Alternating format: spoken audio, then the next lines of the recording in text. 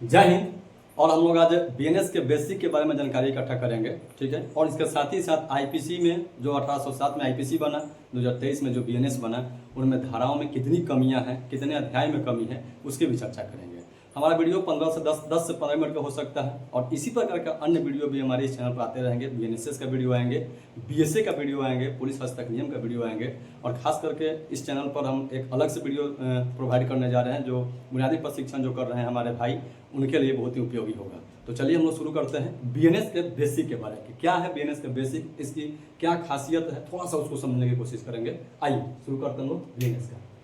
BNS 2023 में basic में सबसे पहले जानकारी हमें क्या चाहिए कि आखिर ये बीएनएस होता क्या है, भारतीय न्याय संहिता है क्या है आखिर ये चीज। भारतीय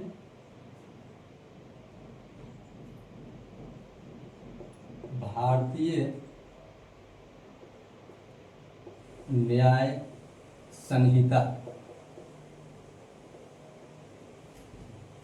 2023 क्या है ये भारतीय न्याय संहिता जो है, जो पहले आईपीसी था, ये हमें दंड बताता है, यानी जो कार्य किए वह अपराध है और उस अपराध के लिए कितना दंड होना चाहिए, ये हमें जानकारी देता है क्या, भारतीय न्याय संहिता, जो पहले हमें आईपीसी देता था। ठीक है, तो इसका मुख्य उपयोग कहाँ है? मुख्य उपयोग है कि आपने जो कार्य किया और वो कार्य जो है विधि विरुद्ध है, तो उसके लिए आपको क्या सजा होगी, कितना दंड होगा, उसकी पूरी इसमें व्याख्या होगी। जैसे मान के चलिए कि कोई व्यक्ति, एक व्यक्ति है ए, बी की हत्या कर देता है। एक व्यक्ति ए जो है वह बी की हत्या कर देता है, ठीक। तो बी के जो परिजन होंगे, बी के परिजन होंगे ई, ठीक। इन्होंने क्या किया, ए पर एफआईआर किया। इन्होंने क्या किया, ए पर एफआईआर किया, ठीक।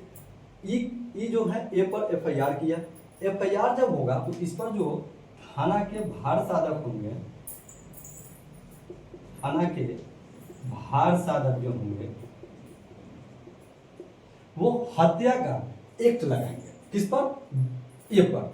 बी की हत्या किया, ई क्या किए, परिजन आवेदन दिए, तो अब इस ए पर, उस आवेदन पर या उनकी जो ई की जो मौखिक बयान होगी, उस मौखिक बयान पर क्या होगा, एफआईआर होगा और उस पर थाना के भार साधक एक्ट लगाएंगे इस हत्या के अनुसार। जैसे मान के चलिए कि हत्या के लिए एक्ट है 103(1) बीएनएस, ठीक। अब ये सारी सिस्टम क्या होगी, इसके एफआईआर हो गया, एफआईआर के बाद अनुसंधान। अब एफआईआर जब होगी तो उसकी क्या प्रक्रिया है, ये बीएनएसएस तय होगा कि बीएनएसएस तय करता है कि एफआईआर कैसे होगी, ठीक है, उसमें अनुसंधान कैसे की जाएगी, ये सारी चीजें बीएनएसएस तय करता है। और साथ ही साथ इसमें कैसे हम साक्ष्य को इकट्ठा करेंगे, तो साक्ष्य को इकट्ठा करने का कार्य कहाँ है, बीएसए करता है। कि बीएसए कहता है कि हम इसके लिए कौन कौन से साक्ष्य को इकट्ठा करेंगे, ठीक। साथ ही अब प्रारूप कौन सा होगा, जैसे एफआईआर का कौन सा प्रारूप होगा, किस तरह का प्रारूप होगा, ठीक है, जब्ती सूची का किस तरह का प्रारूप होगा, तो ये सभी चीजें कहाँ है, हमारे हस्तक नियम में है। कहाँ है, हस्तक नियम में है। तो एक दूसरे से सभी क्या है, जुड़े हुए हैं और इन सभी के जुड़ाव के बाद ही क्या होता है, पूरे अनुसंधान पूर्ण होता है, ठीक है। तो आइए हम लोग को क्या देखना है, हम लोग को देखना है आज भारतीय न्याय संहिता के बारे में कुछ बेसिक इसकी जानकारी को हम लोग इकट्ठा करेंगे कि क्या है भारतीय न्याय संहिता।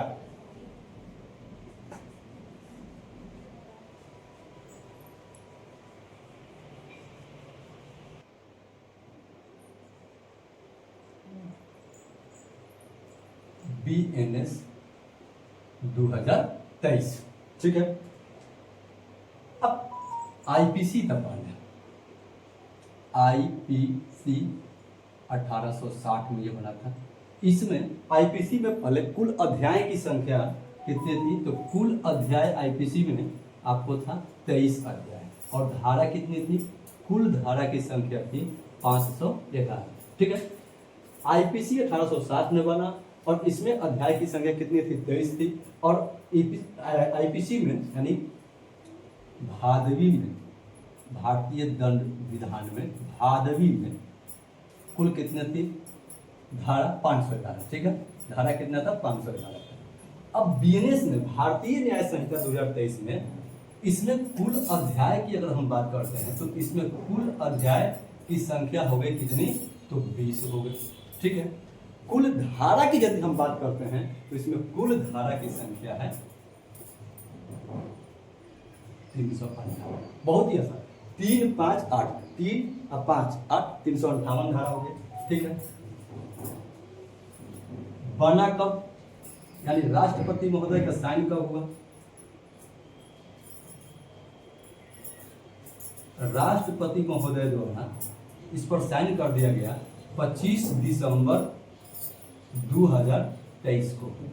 25 दिसंबर 2023 को राष्ट्रपति महोदय के द्वारा भारतीय न्याय संहिता, भारतीय नागरिक सुरक्षा संहिता और भारतीय साक्ष्य अधिनियम 2023 पर हस्ताक्षर किया गया। ठीक, अब ये लागू कब हुआ? लागू हुआ 1 जुलाई 2024 को, ये पूरे देश में लागू हो गया। इसके एक सेक्शन 106 क्लोज 2 बीएनएस अभी लागू नहीं है। ये क्या है? हिट एंड रन है। ये ऐसा मामला है कि जिसमें अगर कोई वाहन एक्सीडेंट करके और उस एक्सीडेंटल व्यक्ति को बचाता नहीं है और वो छोड़ करके चला जाता है, उसके लिए ये स्पेशल दंड का प्रावधान इसमें किया गया था और ये स्पेशल एक्ट लाया गया है इस भारतीय न्याय संहिता में हिट एंड रन का। बहुत सारे सेक्शन हैं इसमें जो नए आए हुए हैं, उस पर भी हम लोग जब आगे बढ़ेंगे तो उसकी पूरी चर्चा करेंगे। लेकिन आज बेसिक है, तो बेसिक में हमें अध्याय कुल कितनी 20, धारा को कितना 358, राष्ट्रपति द्वारा कब हस्ताक्षर किया गया 25 दिसंबर 2023 को, पूरे देश में लागू कब हुआ 1 जुलाई 2024 को हुआ। ठीक है, 1 जुलाई 2024 को हुआ। अब इसकी एक और विशेषता क्या है? इसमें किया गया है कि बहुत सारे अध्यायों को और बहुत सारे विषय को एक साथ रखा गया। जैसे बालक एवं महिला के विरुद्ध के अपराध को, बालक एवं महिला के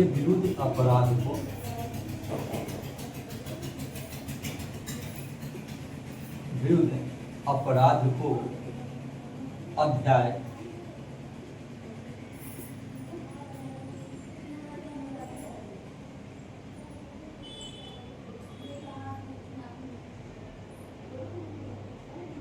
अध्याय 5 में रखा गया है। ठीक है, अब इसमें क्या है कि बालक एवं महिलाओं के विरुद्ध जितने भी अपराध हैं उन सभी अपराधों को अध्याय 5 में रखा गया है। ठीक है, इसी अध्याय के अंतर्गत जो पहले हम लोग क्या होता था दहेज हत्या के केस, तो दहेज हत्या के केस को अब इसके साथ लग दिया गया है। ठीक है, इस एक अध्याय के साथ इसी अध्याय में दहेज हत्या को भी जोड़ दिया गया है। अपहरण का केस, शादी हेतु अपहरण के केस होता था, इसी अध्याय में ला दिया गया है। तो बालक एवं महिला के विरुद्ध के अपराध को क्या किया गया है, एक अध्याय में रख दिया गया है। मानव सही पर प्रभाव डालने वाले अपराध जो होंगे उससे संबंधित विषय को एक अध्याय 6 में ला दिया गया है। तो इसी प्रकार से बहुत सारे इसमें संशोधन करके एक जगह इकट्ठा करने का इसमें प्रयत्न हुआ है और बहुत ही अच्छा है इसको बनाया गया है, जिसमें बहुत ही बढ़िया प्रावधान है।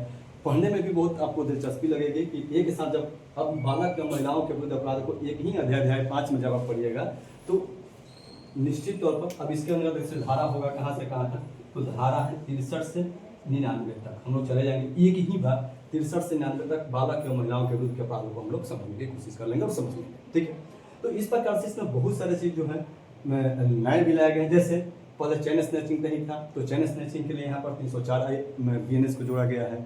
मॉब लिंचिंग नहीं था, मॉब लिंचिंग के लिए 103 क्लोज 2 को जोड़ा गया है। बहुत सारे नए चीज़ आए हुए हैं और ये बेसिक जो है, बेसिक ऐसे तो हर किसी को जानकारी रखना चाहिए कि भाई इसमें बीएनएस में कुल अध्याय कितने हैं, कुल धारा कितना है, कब ये बना, कब लागू हुआ। और ये जो हमारे बुनियादी प्रशिक्षण प्राप्त कर रहे हैं उन दोस्तों के लिए खास करके ये महत्वपूर्ण है कि इसमें से निश्चित तौर पर 1-2 प्रश्न जरूर ही पूछता है। ठीक है, तो आज के लिए इतना ही। हम मिलते हैं अगले वीडियो में। दीजिए हमें इजाज़त। धन्यवाद। जय हिंद।